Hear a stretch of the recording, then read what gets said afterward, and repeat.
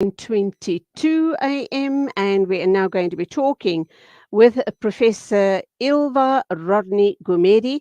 She is head of internationalization at UJ and professor in the School of Communication. We'll be talking to her about the protection of journalists in conflict zones. But let's first hear what the head of internationalization actually does at UJ. A very good morning to you. Welcome to the program. Good morning, and thanks for having me. It's a true pleasure to be with you and your listeners. Lovely to have you. Ylva is clearly a Russian name, is it not? No, it is No. not. It's a very Swedish name, actually. Ah, Yeah, it's an interesting name, and it tells a story in and of itself. So I am originally from Sweden. My maiden name, Rodney, is actually a Slavic or Polish name. And also I believe also for Nordic name to some degree. And Gumede is a very South African name. absolutely. Gee whiz, what an intermingling of different cultures. Indeed. Wonderful, wonderful. So how long have you been in the country? So now it's over 25 years actually. So it's a long time in for me in South Africa. And so yeah, I've been in South Africa longer than I lived anywhere else in my entire life. So that's Oh, an goodness. interesting observation as well, of course. Yeah. Wonderful. So, Professor, talk to us about being head of internationalization at UJ. What does it mean? What does your work entail? Are you some sort of an analyst, political or otherwise? No, I'm actually in full-time management and I head up the international office at the university, which means that I am responsible for the internationalization strategy of the university. I'm responsible for all our international students, whether full degree students or short-term students, mobility students, as we call them, and all our international partnerships, and of course, a lot of the international marketing and branding of the university as well. But I have kept my professorship. So my discipline is journalism, and I'm a professor of Absolutely. journalism in the School of Communication. So that's my research interest, and that's why I write about journalism. And yeah, that's what interests me. And that's why we have you on the show this morning. We're going to obviously move to the very devastating situation of, in my life, the first time ever that I've come across a situation in a conflict zone where upwards of 122 journalists have been killed since October the 7th. Um, I know over time, there have been many conflicts all around the world, but the number has never been this high. It was almost as if journalists uh, occupied a very safe and sacred space in a conflict zone. They were revered for reporting what was going on and getting the stories out to both sides in the conflict, and they were protected. It was almost an unwritten rule that journalists are protected by the very nature of the work they do. What on earth has gone wrong in as far as the genocide is concerned in Palestine, that we've lost so many colleagues in this conflict? So, firstly, I think one should be clear on that journalism and being a journalist is one of the most dangerous occupations in the world, unfortunately. So, this idea that journalists are protected is actually not true. There's always been way too little protection of journalists, particularly in conflict and war situations. But I hear you on the point of what's happening in terms of the war on Gaza. I think that what we've seen here is an unprecedented level of casualties. And of course, journalists are civilians at the end of the day. And of course, we know that the civilian cost and price to life and the humanitarian crisis in Gaza is massive and unprecedented in many, many ways. But we also know that the unfortunate situation, or not even unfortunate, but the tragedy of the war of Gaza is that firstly, a lot of foreign journalists have not had access to to Gaza. It has been Palestinian media and Palestinian journalists mainly that have had access and direct access to Gaza. And they, of course, have been targeted in these attacks by Israel as well. And hence we've seen these horrendous numbers of fatalities and many more injured and many more missing as well. And I think this is truly concerning. So we have the tragedy is, of course, that these journalists we have failed to be able to protect journalists in this instance, and in many others, of course, as well, but in this instance particularly. And as I say, there are many more injured, and there are also journalists currently missing. Absolutely.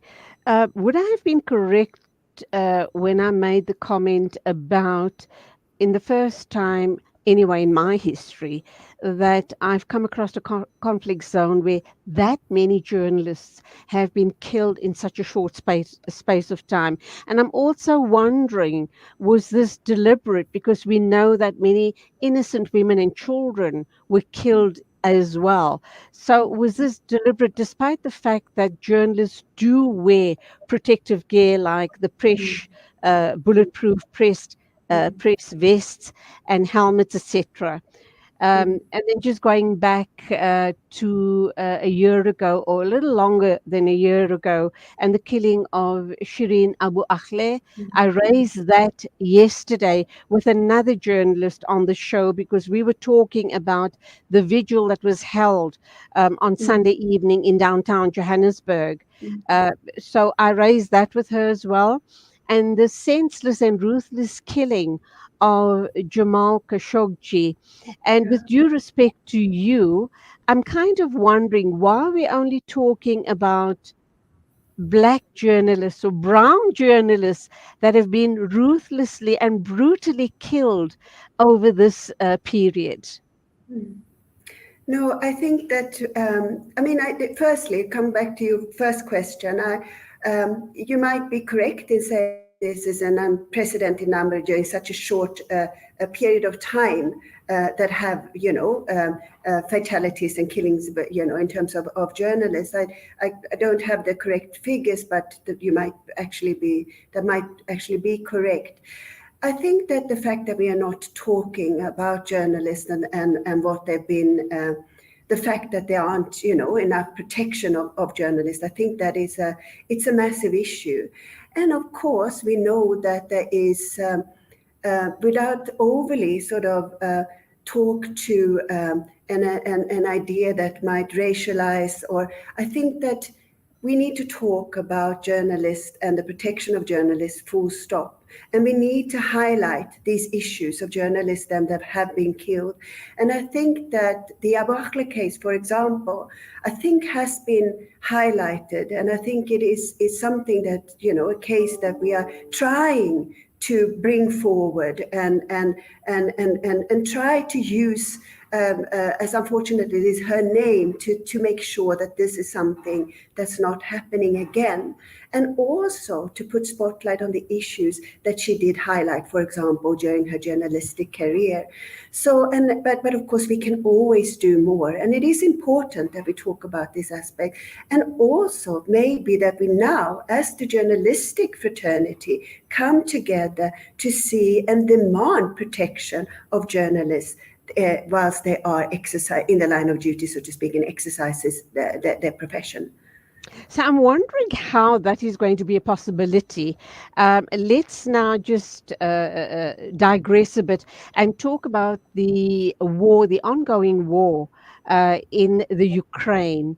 That too is a sad situation. I thought by now, and it's gone under the radar simply because of the atrocities being perpetrated on the Palestinian people. I mean, it is on such a vast scale that any other war or conflict in any other part of the world is under the radar simply because of what's going on in Palestine.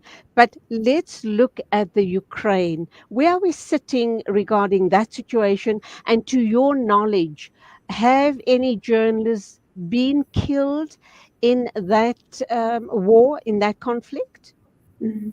I think there have been casualties in the Ukraine war as well, uh, but the situation is slightly different, and this is coming back to what you first said. You know, it's an unprecedented number of journalists that have been killed in Gaza.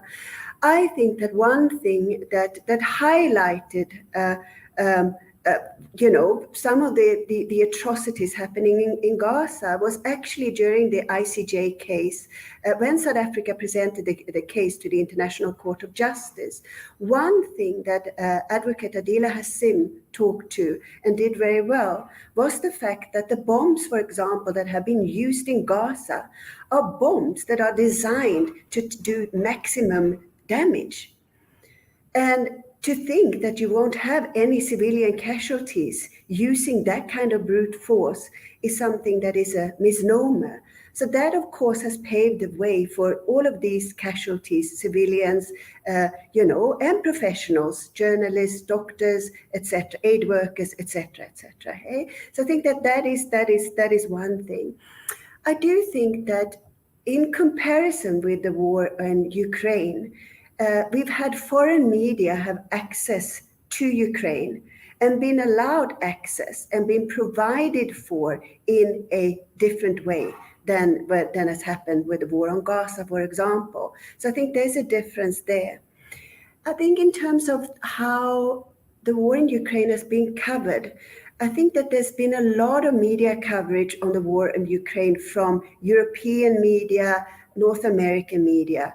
And I think that for us, the fact that we have highlighted, for example, the war in Palestine for very much of the war in Gaza, through our South African media is because there is a direct investment for us. And I think that the court case has just re-emphasized that there Absolutely. is a solidarity aspect to why we cover this in a particular manner. Absolutely. And I hear what you're saying regarding uh, journalists, medical doctors, etc., were the casualties. Maybe, just maybe, I don't know.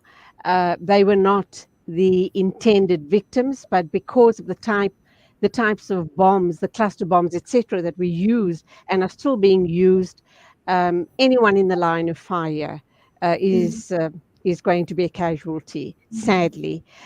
So let's talk also about you are a journalist, you are also the professor in the School of Communication at UJ.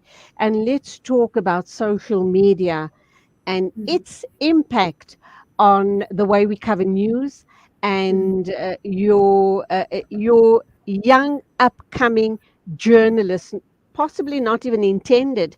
People are just seeing things, reporting it, and it goes viral. In mm. a sense, they are doing our work, are they not? The work of journalists. To some degree, yes and no. I'd like to think that a journalist is someone who abides by certain codes of conduct. We have a code of conduct that we need to follow as journalists, and maybe a particular ethics that we need to abide by.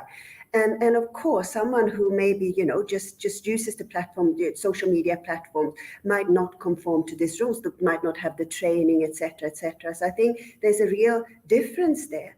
But I think what's important to remember when we talk about the war on Gaza and the fact that we have now put it, or South Africa has brought this case to the ICJ as a genocide case. If we compare the war now on Gaza vis-a-vis, for example, what happened in Rwanda, what happened in Bosnia, for example, or on the Balkans, we didn't have the social media to this extent during those wars of those conflicts, which we do have now. And in a sensible environment, it's easy that there's almost like a separate conflict raging through social media platforms, and that is troublesome and worrisome because there's a lot of misinformation as well. However, as troublesome and worrisome that it might be because, as you say, misinformation. Had it not been for social media, I guess this genocide would not have gotten the traction that it has received up to now, and the Mm, world would not have woken up to these atrocities. mm. Um, and I guess in that respect, I say good on you, the social media warriors. But they do dilute our positions as journalists, do they not? Well, I think it is it's, once again, yes, yes and no. I mean, yeah, I think you're absolutely right. I mean, for sure, a lot of journalists also use social media. Absolutely, I do, and I'm sure you do. We're using a social media platform now, talking to each Absolutely. other and to the listeners. So, it's a truly, truly powerful and important media for sure, and platform. And as you say, I don't think we would have the spotlight wouldn't have been on the war in Gaza to the same extent would we not have had social media. And it also provided a platform, of course, for people in Gaza to get stories out and communicate with the work community as well. So I think that, as you say, that's an amazing thing. If it dilutes the role of journalists, I don't think so. But I do think that we have a huge responsibility, which we always had, but I think it's even bigger in some respects, with to make sure that we use social media responsibly, and that we also call people out on misinformation and lies and falsehood. Okay, so let's get back to the original, the heart of the matter, obviously, and that's protection of journalists in conflict zones. How do you suppose that should be implemented? Does the particular government of the country need to take responsibility? Is it a partnership by a journalism body, an international journalism body? How do we move forward with this issue around protection of journalists? Mm. I think that it's professional bodies that needs to, of course, come together and try to find some kind of solution to some of these issues, and they are doing so. The International Federation of Journalists, for example, and many other professional bodies as well, and as well as our own professional bodies such as SAN of the South African National Editors Forum and so on. But ultimately, of course, there's also responsibility from the networks and from media houses when they send journalists to conflict zones to make sure that they are adequately equipped, they're adequately trained, that they know where they can seek help if needed, etc., etc. So these are the important things. And of course, many journalists covering war and conflict also travel with, for example, military. With the military, for example, they might be, trying to get close to a front line, for example, in a conflict and so on. So you are in the line of fire. Sorry, that's a crude expression. Absolutely. But Absolutely. literally, Hmm. and of course this is problematic, and it's difficult to you can't really regulate some of these things either. Hmm. And a lot of the journalists are, they die hard journalists. They want to bring the facts to the people, and they want to get as close to the conflict as possible to truly give us the whole picture or the true picture, not realizing, or possibly even realizing, that you are very definitely putting yourself in the line of fire. Please, God, protect all journalists in conflict areas. We're going to have to wrap up there. It's been an absolute pleasure talking to you. I do look forward to future conversations with you on not only protection of journalists, but other issues regarding communication. Thank you so much for your time. Thank you, and God bless. And you too. It is exactly 9:41 a.m. That was a lovely interview with Professor Ylva Rodny-Gumede. She is head of internationalization at UJ and also professor in the School of Communication.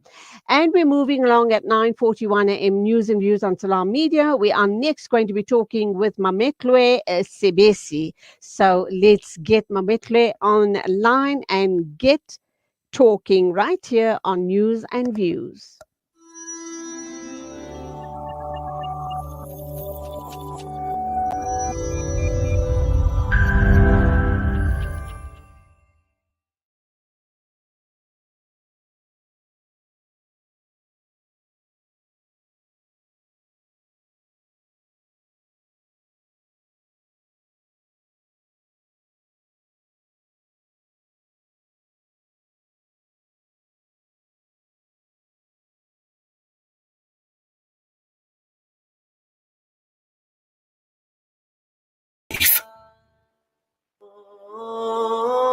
Salam Media, a global voice for humanity. That was not really my first message. I had heard several messages, and in response to my initial messages that were condemning both the killing of Israelis and the killing of Palestinians and the devastating impact on hospitals, schools, and